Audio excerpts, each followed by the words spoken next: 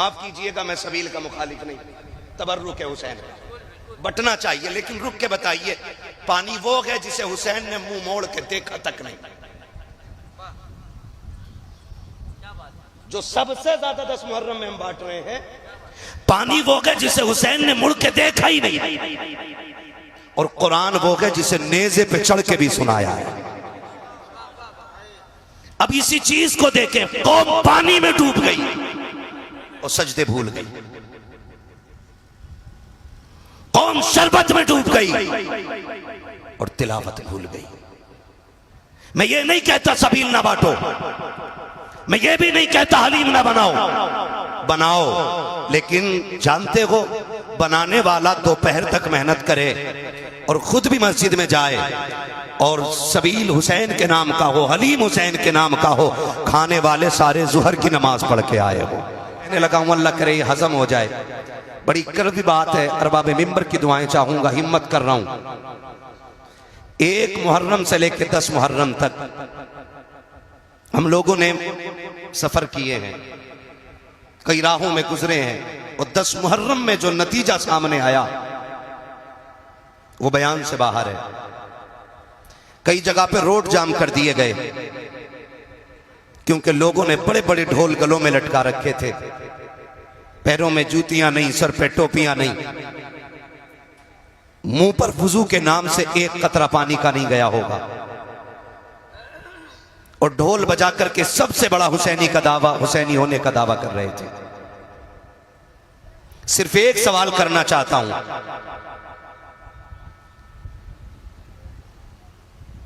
कि जिस इस्लाम की खासियत यह है कि उसका मानने वाला अगर किसी गली से गुजरे और उस गली में कोई पत्थर का टुकड़ा पड़ा रह जाए तो देखने वाला कहता शायद यहां से कोई मुसलमान नहीं गुजरा है। अगर इस गली से मुसलमान गुजर गया होता तो यह पत्थर का टुकड़ा रास्ते में नहीं मिलता, क्योंकि महबूब ने ईमान के हिस्से को इमाततुल अज़ान तरीक कह करके ये बता दिया है कि जो रास्ते में पड़े हुए टुकड़े को इस नीयत से हटा देता है कि कहीं किसी को ठोकर न लग जाए, उसके सीने में भी ईमान की शमा जलवगर हुआ करती है। मैं सिर्फ एक बात पूछना चाहता हूं, अगर राह की पड़ी हुई चीज को हटा देना ईमान का हिस्सा है तो ताज़िये के नाम पे, ढोल के नाम पे राहों को इसलिए रोक देना ताकि लोग हमारी तादाद को देख के मुस्कुराने लग जाएं, हमारी कसरत को देख के मुस्कुराने लग जाएं, लोगों को हैरत हो हमारे सरों की तादाद देखकर। मैं पूछना चाहता हूं, ये कौन सा इस्लाम हम दुनिया को दिखाना चाहते हैं, कौन सा दीन दिखाना चाहते हैं? हम जानते हैं गाड़ियां फंसी रहती हैं, उनमें औरतें भी होती हैं, बच्चे भी होते हैं, भूखे भी होते हैं, प्यासे भी होते हैं। अगर तेरे ताज़िये की वजह से कोई बच्चा गाड़ी के अंदर रोने लग गया तो बता क्या फर्क रह जाएगा तेरे सितम में और यजीद के सितम में? अगर तेरी वजह से कोई गाड़ी में भूखा रह गया तो क्या फर्क रहेगा तेरे किरदार में और यजीद के किरदार में? तुम्हें खुदा का वास्ता लेके निकलो जुलूस, तुम्हारी मर्जी है, लेकिन राह फेर के नहीं, राह छोड़ के निकलो ताकि दुनिया को पता चल जाए। राहों को रोक लेना ये यजीदियों का काम है, राहें खोल देना ये हुसैनियों का काम है।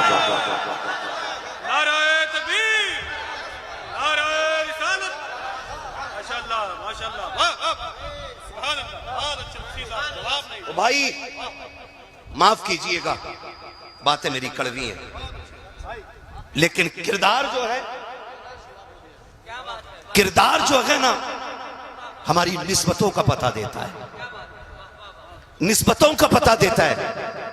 आज पूरी कौम लग गई है, माफ कीजिएगा, जिसको आला हजरत सरकार ने हराम कह दिया, हर बरेलवी पे लाजिम है कि वो हराम माने। मुत्तफिक है इस बात से? कितने लोग बरेलवी हैं, जरा हाथ उठा के बता दें। सारे ही बरेलवी हैं, ठीक है ना? तो बस अब हाथ नीचे कर लें, अपने उलमा की आप बातें माने। अगर ये कहते हैं कि रुक जाइए तो रुक जाइए, अल्लामा तौफीक साहब अल्लाह सलामत रखे, बड़ा काम इनके उलमा की जमात मिलकर के कर रही है, बड़ा काम कर रही है। अल्लाह इस जमात को सलामत रखे और हमारी पूरी जमात को इसी तरह दीन की तबलीग करने की अल्लाह तौफीक अता फरमाए। हाँ, हम वो काम करें जिससे ये लगे कि हुसैन के मानने वाले अच्छे अखलाक वाले होते हैं। करेंगे इंशाअल्लाह, वही काम कीजिएगा कि जिससे कोई ये ना कहे हुसैनी ऐसे होते, हुसैनी ऐसे होते। डॉक्टर इकबाल ने कहा था, यूं तो सैयद भी हो, मिर्जा भी हो, अफगान भी हो, तुम सभी कुछ हो, बताओ कि मुसलमान भी हो। हम अपने रवैयों को देखें, हम अपने किरदार को देखें और अपने हालात को देखें। याद रखिएगा, सिर्फ 10 दिन हुसैन के नहीं है, 365 दिन हुसैन के। बोलें सुभान अल्लाह। इतना आहिस्ता ना बोलें कि मौलवी को नींद आ जाए, और इतना जोर से भी ना बोलिए कि पुलिस पकड़ के ना ले जाए, है ना। मैं जहां तक जानता हूं असद भाई, अभी तक मैंने किसी जलसे में नहीं देखा कोई जोर से सुभान अल्लाह कहने की वजह से मर गया हो, है ना। मरता भी नहीं है कोई।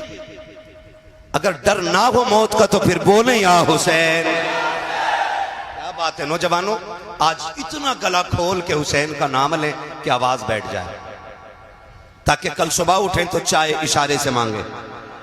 अम्मी कहे हो क्या गया, कहना अम्मा जो पैसे वाले थे वो उनके नाम पे पैसे लुटा रहे थे, मेरे पास कुछ नहीं था, मैं जहरा के लालों पे आवाज लुटा के आ गया हूं। कम से कम इतनी तो कुर्बानी दे के जाइएगा। हाँ, इतनी कुर्बानी जरूर दे के जाइएगा, वरना अल्लाह सलामत रखे हमारी कौम को। हजरत जहां नहीं बोलना चाहिए वहां बहुत बोलती है, और जब नहीं बोलना चाहिए तब बहुत बोलती है।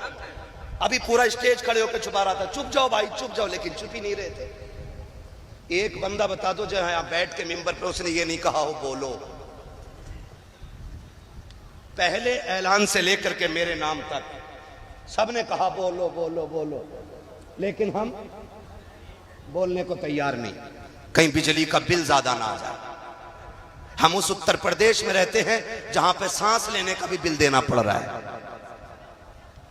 हाँ, मुझे इलेक्शन नहीं लड़ना है, वरना मैं एक एक टॉपिक पे बात करने की हिम्मत रखता हूं, लेकिन मैं गैरों को बाद में समझाऊं, पहले अपनों से निपट लूं। मेरा एक उसूल है भाई, मेरी तकरीर तबे यार को बेचैन करती है, सबब क्या है वही कहता हूं जो दिल पर गुजरती है। बहुत गौर से मेरी बात सुनिएगा, कोई काम ऐसा ना करे। 365 दिन हुसैन के, बोलो है कि नहीं। 5 वक्त की अजानें हुसैन की हैं, अजान का हर कलमा हुसैन का है, कलमे का हर हर्फ हुसैन का है। और अगर करीब से देखें तो इबादत में चागत हुसैन की है, सज्जों में लज्जत हुसैन की है। लेकिन उसे पता हो ना जिसने इस इबादत को मजबूती से पकड़ रखा हो, है ना। 10 मुहर्रम आई, ले सबील दे सबील, ले सबील दे सबील। माफ कीजिएगा मैं सबील का मुखालिफ नहीं, तबर्रुक है हुसैन, बटना चाहिए, लेकिन रुक के बताइए पानी वो है जिसे हुसैन ने मुंह मोड़ के देखा तक नहीं, जो सबसे ज्यादा 10 मुहर्रम में हम बांट रहे हैं। पानी वो है जिसे हुसैन ने मुड़ के देखा ही नहीं, और कुरान वो है जिसे नेज़े पे चढ़ के भी सुनाया है। अब इसी चीज को देखें, कौम पानी में डूब गई और सजदे भूल गई, कौम शरबत में डूब गई और तिलावत भूल गई। मैं ये नहीं कहता सबील ना बांटो, मैं ये भी नहीं कहता हलीम ना बनाओ, बनाओ, लेकिन जानते हो बनाने वाला दोपहर तक मेहनत करे और खुद भी मस्जिद में जाए, और सबील हुसैन के नाम का हो, हलीम हुसैन के नाम का हो, खाने वाले सारे जुहर की नमाज पढ़ के आए हो, फिर खाने में भी मजा आएगा। और गांव का नाम नहीं लूंगा, एक गांव में गए ना, अजान का वक्त हुआ तो मस्जिद वालों ने कहा कि भाई थोड़ा ये साउंड बंद कर लो। उन्होंने कहा कुछ दिन के लिए अपनी मस्जिद अलग ले जाओ, यहां तो डीजे बजे गई। ये मैं मुसलमानों की और सुन्नियों की बात कर रहा हूं मेरे भाई, रावजियों से तो हमारा कोई लेना ही देना नहीं है, मैं सुन्नियों की बात कर रहा हूं। हमारे बीच भी अंधभक्त है, शहादत याद रही लेकिन शहादत के वक्त का सजदा याद नहीं रहा। ये क्यों भूल जाते हम? कह रहा कुछ दिन के लिए ना आप मस्जिद उधर ले जाइए, 10 दिन तक ये बंद नहीं होना है। खुद सोचें जरा, ये हमारे रवैये दुरुस्त है? ये हमारे तरीके दुरुस्त है? नहीं है ना। अगली बात एक और कह दूं, वादा करें इंशाअल्लाह जैसी मुहर्रम का चांद नजर आएगा हम तिलावत भी कसरत से शुरू कर देंगे और सजदे भी कसरत से शुरू करेंगे। वादा करते हैं इंशाअल्लाह, सारे वादा करते हैं इंशाअल्लाह। जो हाथ नहीं उठा रहे जरा चेक तो करो क्यों नहीं उठा रहे। अगर नहीं उठा तो दुआए कुनूत सुन लूंगा, खड़ा करके देखूं किसका हाथ नहीं उठा। बेटे तुझसे नहीं सुनूंगा, तू बहुत छोटा है, तू डर की वजह से हाथ ना उठा। कोई बात नहीं है, करते हैं इंशाअल्लाह वादा। एक बात और कहूं, मुहर्रम की 10 तारीख शहादत की तारीख है। किस चीज की तारीख? शहादत की तारीख। इसमें अहले बैत अतहार का एक एक फर्द दीन के लिए कुर्बान हो रहा है। अगर मैं फर्दन फर्दन शहादतें बयान करूं तो बड़ा वक्त चाहिए। बस मैं इशारतन किनायतन आपसे चंद बातें करना चाहता हूं। बातें अगर कड़वी लग जाएं तो माफ कर जाइएगा। मुहर्रम की 10 तारीख को आप देखें, जब 9 तारीख आई 10वीं शब, अमर इब्ने साद ने खबर भेजी कि हुसैन से कहो जंग के लिए तैयार हो जाए। मेरे इमाम ने कहा अमर इब्ने साद से जाके कहो जंगे भी कहीं शाम में होती हैं, जंगे भी कभी रात में होती हैं, जंग दिन के उजाले में होगी। उससे कहो कि जंग शाम में नहीं, अगर उसे जंग करनी है तो कल करें, हमें आज रात की मोहलत दी जाए, आज रात की मोहलत दी जाए। अमर बिन साद ने सोचा शायद हुसैन इसलिए इजाजत मांग रहे हैं कि तैयारी जंग की नहीं होगी, तलवार तेज होगी, तीरों की धारें तेज होंगी, नेज़े संभाले जाएंगे, नौजवानों को प्रैक्टिस कराई जाएगी तलवार चलाने की। लेकिन जानते हो उसने ये सोच के इजाजत दी कि ठीक है कल जंग करेंगे। मेरे हुसैन ने कहा मेरे दीवानों मेरे पास आओ, और बुला के सबसे कहा था सुनो ये यजीदी मेरे खून के प्यासे हैं, इन्हें तुमसे मतलब नहीं है। कोई बच्चे छोड़ के आया है, कोई बेटियां छोड़ के आया है, किसी ने माँ बाप छोड़े हैं। कहा सुनो हम करीम इब्ने करीम हैं, हम इजाजत देते हैं कि तुम जा सकते हो। ये यजीदी मेरे खून के प्यासे हैं, तुम्हें इनसे कोई मतलब नहीं और इनको तुमसे नहीं, तुम जाना चाहते हो तो जाओ। सबने इनकार कर दिया, हुसैन तुझे छोड़ के हम नहीं जा सकते। मेरे इमाम ने कहा अब्बास का जी आका का चिराग गुल कर दो। क्यों? कि शायद जो उजाले में नहीं जाना चाहता हो वो अंधेरे में चला जाएगा। गाजी अब्बास ने चिराग गुल किया।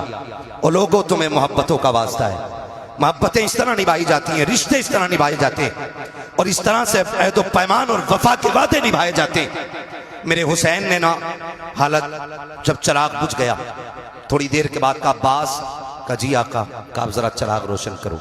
चिराग रोशन हुआ ना, फर्क इतना था कि जब चिराग बंद किया गया था आंखें सूखी थीं, और जब चिराग जलाया गया तो आंखें भीग चुकी थीं। आंखें भीगी हुई देखी, कहा गया नहीं कोई। जब इतनी बात कही ना तो मेरे हुसैन का सबसे बूढ़ा सहाबी, सबसे बूढ़ा सिपाही, जिसको दुनिया हबीब इब्ने मज़ाहिर कहती है, आपकी उम्र शरीफ उस वक्त 72 या 76 साल थी।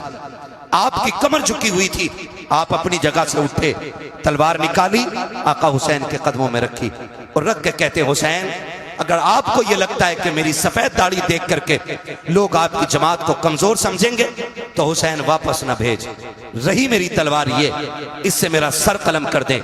मेरे इमाम ने कहा चाहते क्या हो? कहा हुसैन सबका यही फैसला है, जिएंगे तो तेरे साथ जिएंगे, मरेंगे तो तेरे साथ रहेंगे। मेरे इमाम ने कहा कि ये तुम्हारे खून के प्यासे नहीं है, तुम जा सकते हो। कहा हुसैन अगर नाना ने कयामत में पूछ लिया मेरा बेटा प्यासा था और तुम उसे छोड़ के चले आए थे तो हम क्या जवाब देंगे? मेरे इमाम ने कहा परेशान ना हो, वादा करता हूं कयामत में नाना से कह कह के एक एक को जन्नत दिलवाऊंगा,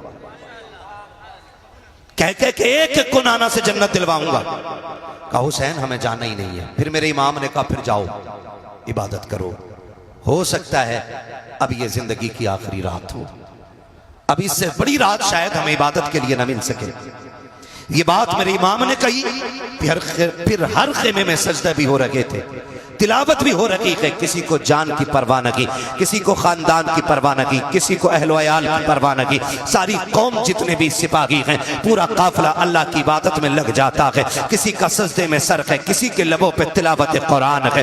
अल्लाह अकबर, फजर का वक्त करीब आया है। मेरे इमाम ने हजरत अली अकबर को बुलाया था। का अकबर कहा जी बाबा कि जब मौलाए कायनात थे तो इमाम हसन अजान पढ़ते थे, नमाज अली पढ़ाया करते थे। जब बाबा का विसाल हो गया फिर अजान मैंने पढ़ी है, नमाज भाई हसन ने पढ़ाई है। आज हसन नहीं है, नमाज मैं पढ़ाऊंगा, अजान अकबर आपको पढ़नी है। अकबर जाओ अजान पढ़ो और आते आते मैदान करबला का मंजर भी देखते आना, पूरे मैदान का जायजा भी ले लेना। हजरत अली अकबर गए हैं, आपने जाकर के अजान पढ़ी है, अजान पढ़ के फारिग हुए हैं। आप जब मैदान करबला को देखने के लिए निकले हैं और आपको हिचकियों की आवाज आई है, आपने उधर रुख किया है जिधर से रोने की आवाज आ रही थी। आपने जाकर के क्या देखा, कोई खातून है जिन्होंने अपनी चादर का आधा हिस्सा पकड़ रखा है, करबला की जमीन को साफ करती जा रही है। वापस पलट के आए हैं। मेरे इमाम ने कहा था अकबर क्या तुम देख आए करबला का मैदान? का जी बाबा देख लिया है। का क्या क्या देखा है? का सब कुछ देखा है, लेकिन आज अजीब चीज देखी है। का क्या देख के आए हो? का बाबा करबला के मैदान में एक खातून को मैंने रोते देखा है, और सिर्फ रो नहीं लगी थी बल्कि दुपट्टे से मैदान करबला की सफाई कर रही थी। इतना मेरे इमाम ने सुना है, आंखों में आंसू आ गए। अली अकबर ने कहा था बाबा मैंने कोई ऐसी बात न कही, आप रोए क्यों हो? कहा बेटे अकबर तुझे नहीं पता है, तूने जिसे करबला में देखा है वो कोई आम खातून नहीं बल्कि मेरी माँ फातिमा ज़हरा मदीने से चल के करबला आ चुकी है।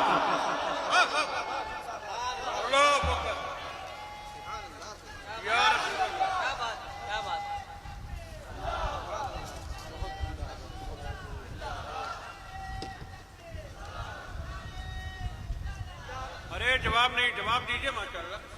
मुझे हैरत होती है, लोग खातून जन्नत की बात करते हैं, वो कैसे आ सकती हैं? वो कैसे आ सकती हैं? मैंने कहा जरा दिल पे हाथ रख के बता, तू 7 समंदर पार हो और तेरी मां हिंदुस्तान में हो, रात के 3 बजे तुम्हारे पेट में दर्द उठे, फजर होने से पहले मां का फोन पहुंच जाता है, बेटे खैरियत है? अम्मा क्यों? कहा रात 3 बजे से आंख नहीं लग रही है, रात 3 बजे से आंख नहीं लग रही है। फिर बेटा टूटे लहजे में बात करता है ना, तो माँ कहती है बेटे बीमार है ना? हाँ अम्मी तुझे कैसे पता चला? कहा बेटे रात 3 बजे मेरी आंख खुल गई, तब से दिल घबरा रहा है। मैंने कहा आज अगर आज की गुनाहगार माँ 7 समंदर पार का पता रख सकती है तो खातून जन्नत अपने बेटे करबला में शहीद होने के लिए जो गए हैं उनकी खबर क्यों नहीं रख सकती है? मुझे तो हैरत होती है लोगों पे। कहा अकबर तुमने जिसे देखा है ना वो कोई आम खातून नहीं, मेरी माँ फातिमा ज़हरा है। कहा वो करबला में आ चुकी है, तारीख गवाह है। फजर पढ़ी, फजर के बाद का वक्त है, सुने खुद नहीं खाते हैं गैरों को खिला देते हैं, ऐसे होते हैं मोहम्मद के घर आने वाले, ऐसे होते हैं मोहम्मद के घर आने वाले। बहुत गौर से सुनिएगा, फजर के बाद का वक्त शुरू हुआ। एक बच्ची यजीदी खेमों से निकल करके हुसैन के खेमे में आ गई। है तवज्जो सारे लोगों की? भाई कुर्सी के चक्कर में ना पड़े, ये कुर्सी बड़े बड़ों को खा गई और इसकी लंबी उम्र नहीं होती आरिफ भाई, उम्र बड़ी मुख्तसर है इसकी। एक टांग टूट जाए तो बैठने वाले की तोड़ देती है, ये बैठने वाले की तोड़ देती है। हम प्लास्टिक की कुर्सी वाले नहीं, हम तो आयतुल कुर्सी वाले लोग हैं। जो इस कुर्सी पे बैठे 2 फीट उठता है, जो आयतुल कुर्सी को साथ लगा ले वो रोज उड़ के जाके अल्लाह के आसमान तक चला जाया करता है। ये आयतुल कुर्सी का उरूज है। तवज्जो है सारे लोगों की? जिसको जहां जगह मिल गई है बैठ जाइए भाई। मैं देख रहा हूं एक कुर्सी पे 3 बैठे हुए हैं, कुर्सी पे भी सितम है। कुर्सी ने संभाल रखा है तो ज्यादा हिलिएगा नहीं, वो टूट सकती है। तवज्जो है सारे लोगों की? कौन सा वक्त शुरू हुआ?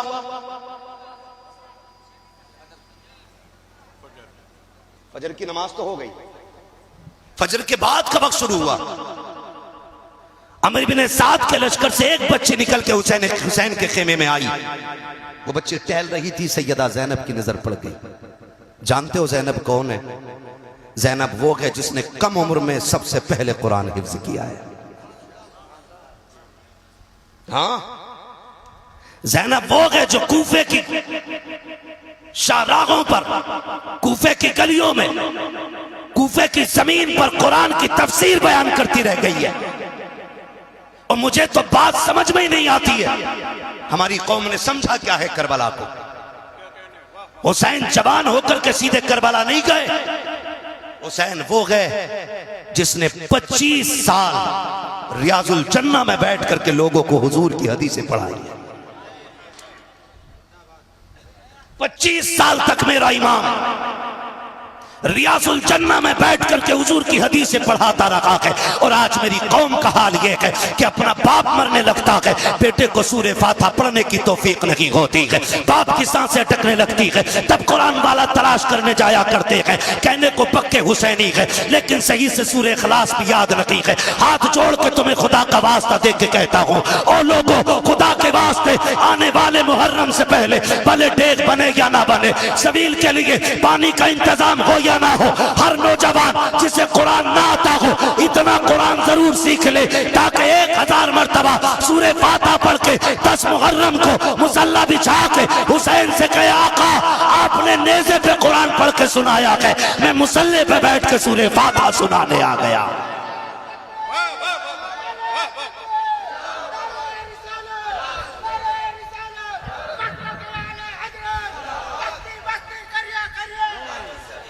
करेंगे इंशाअल्लाह, सीखेंगे कुरान, वादा करें इंशाअल्लाह, और नियत कर लेंगे तो इंशाअल्लाह कामयाबी मिल ही जाएगी, मिल ही जाएगी। हमने उन्हें मोबाइल चलाते देखा जिन्हें हिंदी नहीं आती। हाँ, एक कह रहा मुफ्ती अम्माद की तकरीर भेज दो, जिसे ये नहीं पता उधर कोई बैठा है क्या। तो हम लोग अंग्रेजी में मोबाइल चलाना सीख जाते हैं, तो क्या हमें कुरान पढ़ना नहीं आ सकता है? बोलो, आ सकता है कि नहीं आ सकता है? वादा करते हैं ना आज हुसैन के नाम पे, आने वाले 10 मुहर्रम से पहले इंशाअल्लाह हम कम से कम सूरे फातिहा जरूर सीख लेंगे, और जितना ज्यादा से ज्यादा सीख सको सीख लो, वरना हमारी कौम का हाल यही अलमिया भाई, हमारी कौम का हाल यह, मस्जिद में 2 रकात पढ़ने जाता जिस दिन दूल्हा बनता। हाँ भाई, तो सुबह जब तक आए ना निकल के ना, दूल्हा इमाम निकल के ना आए ना, खड़ा रहता। क्यों? कि नियत नहीं बताई अभी किसी ने, नियत नहीं बताई। एक को नियत बताई, नियत तो बता दी, दे सजदे पे सजदा, सजदे पे सजदा। ये मेरे साथ का हादसा है भाई, मैं किसी और की नहीं बता रहा हूँ, मेरे साथ का हादसा है भैया। वो सलाम ही नहीं फेर रहा है, पीछे वाले कह रहे कब सलाम फेरेगा, तो सजदे में कह रहे आके थोड़ी देर रुक जाए, सजदे में कह रहा है कि बस अब के आखिरी रकात है। ये हमारे दूल्हाओं की कंडीशन है। फिर गाड़ी घर से निकली है, 4 कदम चली थी कि हादसे का शिकार हो गई। माँ ने सर पे खाक डाली, बाप तड़प जाता है, हाय बेटे के हाथ की मेहंदी नहीं छूटी थी, अभी सेरे के फूल नहीं टूटे थे, बेटे की जिंदगी का कारवां उजड़ गया है। खुदा की कसम खा के कहता हूँ, इतना कुरान सीख लो कि घर से दूल्हा बन के भी निकलो, अपने ऊपर आयतुल कुर्सी पढ़ के दम कर लो। अल्लाह की इज्जत की कसम, अगर वो राजी हो गया, जब तक लौट करके ना आओगे मौत भी तुम्हारे करीब नहीं आ सकती है। यह हकीकत है। हमारी कौम को नमाज नहीं आती, नमाज नहीं आती। हसन हुसैन उसमें भी बड़ा शीन, ऐसे बाबे हमारे बड़ा लंबा झंडा लगाया एक ने, उस पे लाल कलर का झंडा, और उस पे लिखवाया हरे कलर से या हसन, बड़े शीन से। और इलाज कर रहा है वो लोगों का। नहीं, पूछे ना उलमा से पूछे। इतना कुरान तजवीद की रियायत से याद करना फर्ज है जितने से नमाज मुकम्मल हो। ये याद रखिएगा, ये नमाज जनाजा नहीं है एक ने पढ़ ली तो सबकी उतर गई। ये नमाज जनाजा सबको अपनी अपनी नमाज याद होनी चाहिए। करेंगे इंशाअल्लाह। अगली बात करूं, अगर तैयार हैं आप तो बोले जरा सारे या हुसैन। पीछे वाले थक गए, अल्लाह करे इनको हाथ उठाने की तौफीक मिलती रहे। मैं बद दुआ नहीं करूंगा क्योंकि मेरे नबी पूरी जिंदगी इस उम्मत के लिए दुआ करते रहे। हाँ जी, ठीक है, कह सकते हैं, जरा बोल दें या हुसैन। हाँ, मैं एक साहब तकरीर कर रहे थे, वो नजामत कर रहे थे अफक भाई, तो कह रहे कि जो हाथ हुजूर के नाम पे उठ जाएगा उसे कभी फालिज नहीं होगा। मैंने कहा भाई अजीब मसला है, बीमारियां भी रब की तरफ से नेमत होती हैं, ये दावा क्यों कर रहे हो? अगर फालिज होना या अजाब या इताब होता तो इमाम बुसीरी के बारे में क्या राय है? और बीमारियां रब की तरफ से आजमाइश होती है, लेकिन इतना कहूंगा कि जो हाथ हुजूर के नाम पे उठेगा वो किसी बदअकीदा के आगे कभी मिलाने के लिए नहीं झुकेगा। कहें जरा या रसूल अल्लाह। कौन से वक्त की बात हो रही है? फजर के बाद का वक्त है। हुसैनियों में मुबारकबाद पेश करता हूं, तुमने करबला वाले हुसैन की महफिल सजा रखी है, तुम उनकी महफिल में आके बैठे हो जिनकी चौखट से आज तक कोई खाली गया ही नहीं है। बरेली से मेरा इमाम कहता कौन देता है, याद है आपको? कौन देता है? देने को मुंह चाहिए, देने वाला है सच्चा, देने वाला है सच्चा। हमारा नबी, पानी कौन सी तारीख को बंद हुआ था? डर के ना बोलो, ये बात हमने मौलवी से नहीं, ये बात हमने अपनी अम्मा से चूल्हे पे सीखी थी। हाँ, ये बात हमने अपनी मां से चूल्हे पे सीख ली थी कि करबला में 7 तारीख को पानी बंद किया गया था। कितनी तारीख को? और जोर से, कितनी तारीख को? ये आवाज उन तक जरूर जानी चाहिए जिन्हें नई तहकीक का कीड़ा है। ये सही है। हाँ, कितनी तारीख को? हर सुन्नी हुसैनी बोले कितनी तारीख को? एक साहब तो कह रहे हुसैन गुस्ल करके करबला में गए थे। नई नई किताबें लाते निकालते। ठीक है जी, हम आला हजरत वाले लोग हैं जी, और जो आला हजरत कह गए वही हम मानने वाले लोग हैं। अब उनकी बात को रद्द करने के लिए उनसे बड़ा हजरत लेके आओ तो हम मानेंगे। उनकी बात को रद्द करने के लिए किसी चुटपुंजिया हजरत की नहीं मानेंगे। बस सीधी सी बात अपनी।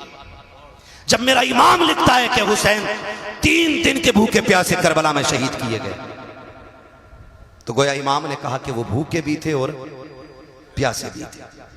तो कितनी सलाम की डालियां निछावर कर ले, पढ़े बावाज़े बुलंद अल्लाहुम्मा सल्ली अला सय्यदिना व शफीइना व नबीना व मौलाना मुहम्मदिन मअदनिल जूदि वल करमी व आलिहि व अस्हाबिहि व बारिक व सल्लिम सलातु व सलामन अलैका या रसूल अल्लाह सल्लल्लाहु तआला अलैहि वसल्लम।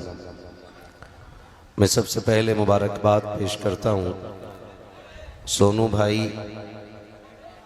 और उनके तमाम रुफ़क़ा, अहबाब, दोस्त और वो तमाम बरादरान जिन्होंने बेपनाह कोशिशें और मेहनतें करके इस महफ़िल को सजा कर हमें और आपको अल्लाह और उसके रसूल के ज़िक्र करने का मौका फ़राहम किया। मौला करीम इन तमाम अहबाब को दिन दूनी रात चौगुनी तरक्कियाँ अता फरमाए, और जितने भी आशिक़ाने मुस्तफ़ा इस महफ़िल में तशरीफ़ फरमा है, अल्लाह करीम सबकी हाज़री के सदक़े में हमारी भी हाज़री अपनी बारगाह में कबूल फरमाए। मुअज़्ज़ज़ हाज़रीन किराम, अभी आपने बड़े ख़ूबसूरत लबो लहजे में शुअरा से नातो मनक़बत के अशआर मुलाहिज़ा फरमाए। उनके बाद एक बहुत कम वक्त में आपने बड़ी खूबसूरत गुफ्तगू भी मुलाहिज़ा फरमाई। मेरे बाद भी इंशाअल्लाह आपको खूबसूरत कलाम भाई असद इकबाल कलकत्तवी साहिब क़िबला से सुनना है। कोशिश ये रहेगी कि उतनी देर बात की जाए जितनी देर आपके कानों को बोझ न लगे, इसलिए कि ज़िक्र पाकों का है, ज़िक्र कदर वालों का है, इसलिए समाअतें भी कदर वाली ही होनी चाहिए। मैं नहीं चाहता कि उनके ज़िक्र को इस तरह सुना जाए कि जैसे कुछ सुना ही नहीं, क्योंकि ज़िक्र उन अजीम हस्तियों का मैं करूँगा